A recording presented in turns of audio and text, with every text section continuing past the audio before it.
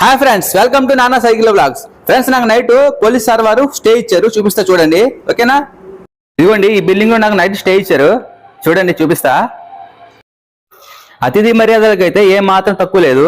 ఇదిగోండి, ఇది నా మంచము. నాకు నైట్ మంచం ఇచ్చారు, ఒక ఫ్యాన్ ఇచ్చారు, అవి ఉన్న బ్యాగులు. ఓకేనా? పైకి వెళ్తున్నా చూడండి. ఇదిగోండి, అక్కడ సైకిల్ పెట్టాను. సైకిల్ మెట్ల కింద పెట్టుకోమంటే సైకిల్ మెట్ల కింద పెట్టాను. ఓకేనా?